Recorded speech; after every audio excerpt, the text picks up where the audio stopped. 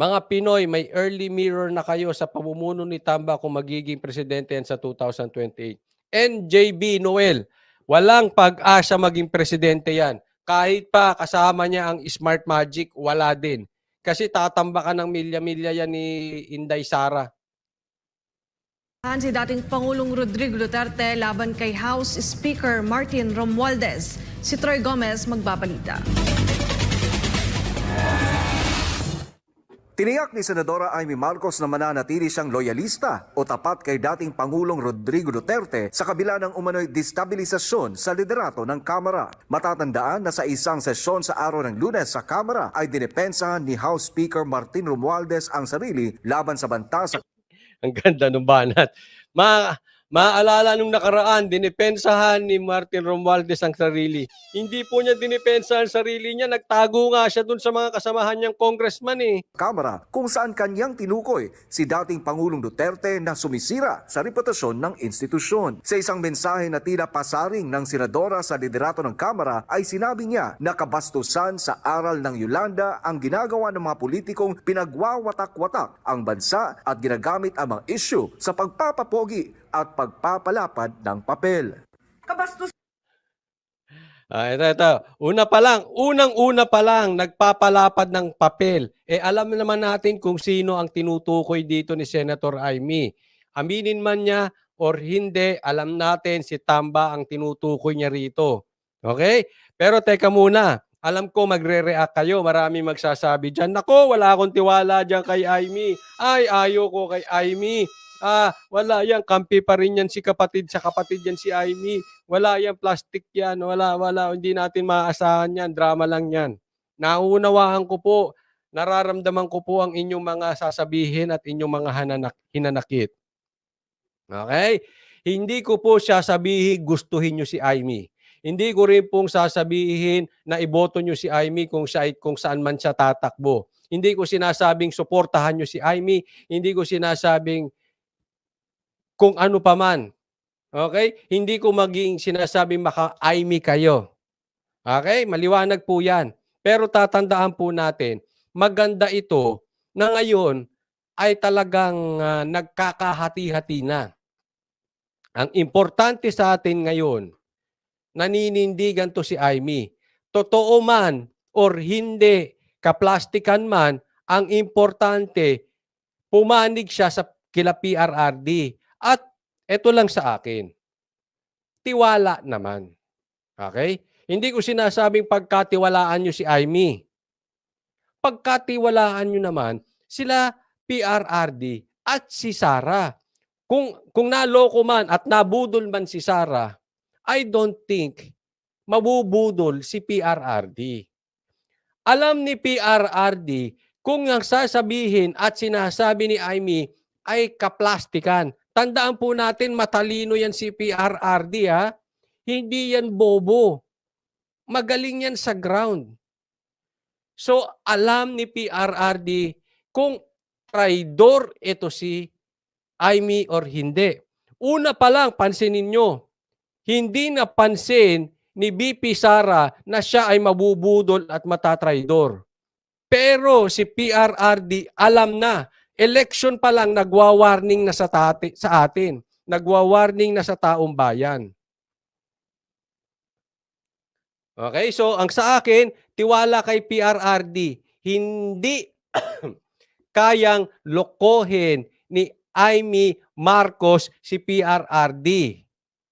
Kung niloloko man yan, alam niya ni PRRD at kung kailangan sayawan, sasayawan yan just to advance yung political needs sa ngayon. Dahil sa ngayon ay nagkakahati-hati. And as for me, maganda tong sinasabi ni Amy. Kasi kung yung iba kumakalas kay PRRD, kung yung iba ay tumitira kay PRRD na dati niyang kasamahan, eto si Amy, lantaran, nagpa-presscon para suportahan si PRRD. At sa akin, I will accept that at face value. Okay na po yan. Ngayon, tatandaan natin sa bandang huli naman ng singilan eh.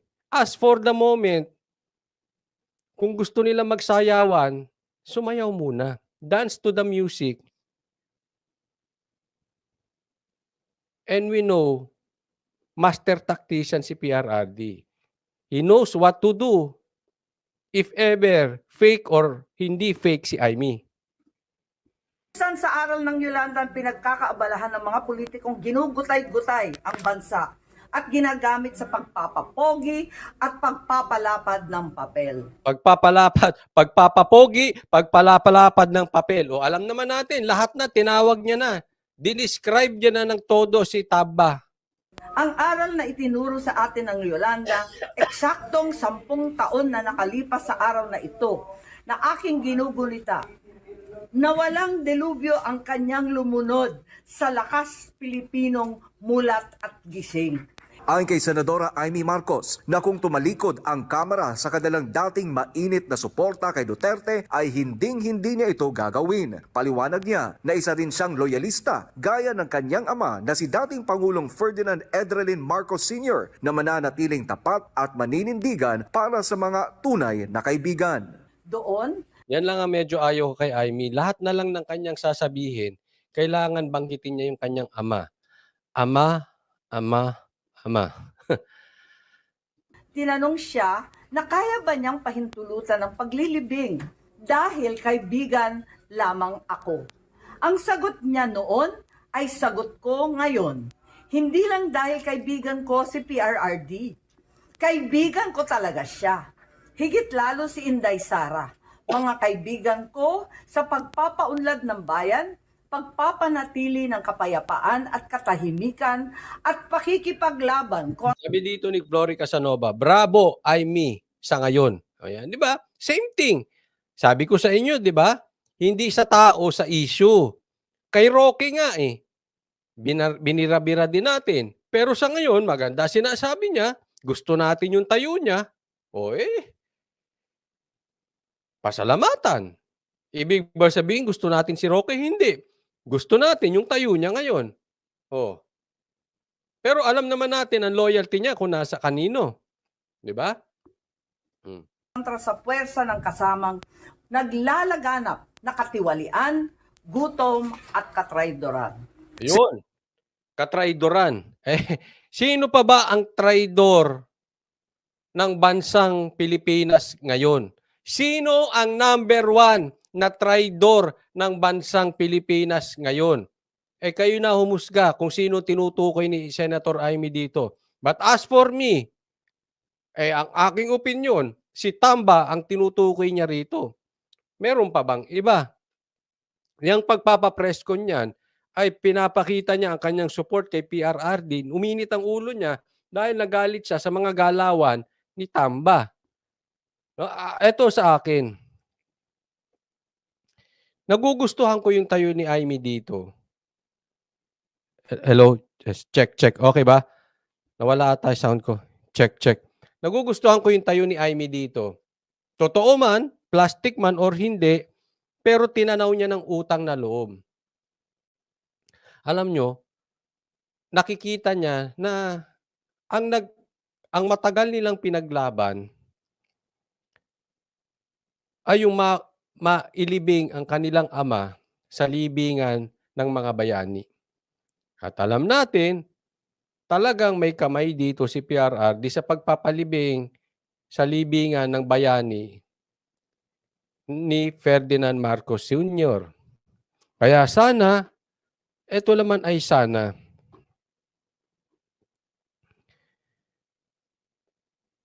huwag sana itong makalimutan ni Marcos Jr., ni Sandro, ni Tambaluslos. Tingnan nyo naman. Hindi ko po sinasabi na ito ay tanawin nyo ng utang na loob. Pero, huwag naman traidor. Yan yung tinutukoy ni Amy. Huwag naman traidor. Rumispeto po yung matanda. Rumispeto po si PRRD. Nagbigay respeto doon sa yumaong Marcos. Kayo ba ay ang bilis nyong makalimot sa kabutihan? Dapat ang kabutihan ay inaalala yan. Ang nagiging problema ngayon, parang nang dahil sa pangarap, sinisira. Tatandaan po natin, ako po ay hindi naman, halimbawa sa magkakaibigan, magkakapamilya, hindi po natin ibebenta ang prinsipyo natin. Halimbawa, may kaibigan ako, iba ang paninindigan niya sa politika, iba paninindigan ko sa politika. May kanya-kanya tayong tayo. Pero yung relasyon natin, ang totoong professional, hindi dapat masira. Magkaiba man tayo. Dilaw ka man, pula ka man, berde ka man, asul ka man, puti ka man. Kung tayo ay magkaibigan, magkaibigan tayo. Walang traiduran, walang siraan. Sabihin mo kung bakit yan ang pinapaniwalaan mo, sasabihin ko, ito ay pinapaniwalaan ko. Kaya lang ang nangyari dito, ito ay pinersonal si Sarah. Yun po ugat nun eh. Hindi po totoo yung sinasabi trabaho lang, walang personalan. Kalokohan po yun. Loko-loko lang ang maniniwala sa inyo nun. Personalan, trabaho lang, walang personalan. Kinabukasan, tinanggal nyo si Gloria. Tingnan nyo po si Gloria po ay dating presidente. Sa loob ng isang taon ata, 2 beses nyong dinimote si Gloria. Dahil ba si Gloria ay masamang tao? Or dahil ipinapakita ni Tambaluslos ang kanyang personalidad? Si Tamba ay kitang-kita natin ang pagka-insecure sa posisyon. Siguro siya napapraning na siya. Hindi ko alam kung anong tinitig. Napapraning siya na dito si Gloria ay hindi niya makuha yung loyalty. Bakit na kay PRRD pa rin to? Hindi niya na baka mamaya ipatanggal pa siya nito, magkaroon ng kudita sa Kamara. Ganun po, ka-insecure sa posisyon at sa loyalty si Romualdez. Kitang-kita po. Isipin mo, dating presidente, 2 beses mo i-demote sa isang session? Grabe yun. Saan ka nakakita ng ganun? Nasamantalang, ang nagdikit ng unit team ay si Gloria. Nakita nyo?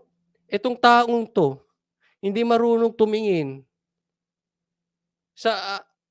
hindi marunong tumanaw ng utang na loob dahil sa pagkaganid sa pangarap, dahil may gustong maabot. Alam nyo po, it shows his character. Itong nangyayari ngayon, na-expose, and let me repeat that, na-expose ang character ni Tamba. Ano talaga ang pagkahagawa ng kanyang kalooban? Kitang-kita. Matindi po. Sinabi ng senadora na walang makakapigil sa kanya para mag-ingay laban sa pagtataksil at pambabastos sa taong nagbigay galang sa kanyang ama noong pinahintulutan ng dating presidente na mahimlay sa libingan ng mga bayani ang kanyang ama. Inuulit ko, noong 2015, ako ang una at kaisa-isang gobernador na nagdeklara ng suporta para kay Presidente Duterte. At kahit ako ang nag-iisang matitira, maninindigan ako para sa kanya. Yan yung mga gusto ko. Again, alam ko na sabihin nyo, totoo to, hindi, plastic o hindi. Basta, ang importante sa akin, nagsalita ng specific na pwede nating singilin yan in the future. Maninindigan ako kahit mag-isa na lang ako. Samantalang, yung mga kasamahan ni PRRD na nakinabang sa kanya dati, iniwan na siya sa ngalan ng proyekto. Hindi ko alam kung talagang may kudeta, pero parang meron na kayong sariling gobyerno dyan sa Congress. Iba na. Iba na ang galawan ng kamera ngayon. Parang, Pilipinas pa ba ito? Iba sila. Iba. Tawagin nga namin yan sa ganyan. May kakaibang galaw. May kakaibang galawan ang Kongreso, ang Kamara ngayon. Matindi. Dagdag rin ng mambabatas na kaya may loyalista ang mga Marcos ay dahil tapat sila sa mga kaibigan sa paninindigan at higit sa lahat ay pinakaloyalista sila sa kapakanan ng bayan. Ito, maganda yung sinabi. Mabigyan ko kayo ng konting kwento, ha? Yan po ay wag po nating, yan po ang pahalagahan natin. Yung pagkakaroon ng, yung sa pagkakaibigan, yung hindi kayo nagtatrayduran, yung pagtanaw ng utang na loob, yung pakikisama, di ba? Ganun po. Yan po, hindi ko masabi kung ganun din yung tatay niya, but ganyan ang nakita ko sa pag-uugali ni PRRD. Pag talagang tumulong sa kanya at sumuporta, ay talaga namang hindi niya para talikuran yung kanilang pagkakaibigan. Hanggat sa tama ang ginagawa. Huwag niyo pong kakalimutan yan. Ha? Kasi nga, darating ang eleksyon, malamang posible na yung dati mong kasamahan, hindi mo nakasundo, magkaiba na kayo ng tayo, yung dating ayaw sa'yo, gusto na sa'yo kasi parehas na kayo ng tayo. No? Na-experience na namin yan nung eleksyon.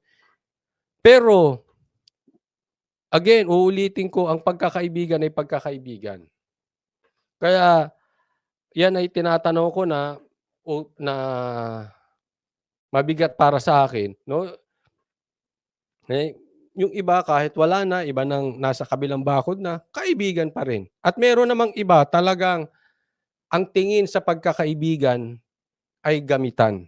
Na yun po ang nakakalungkot. Huwag po tayong maging ganon at maging mababaw sa isa't isa, sa mga turingan ng isa't isa. Hindi lagi kayo magkakaparehas, pero yung inyong pagkakaibigan ay mananatili. At huwag po nating kakalimutan yung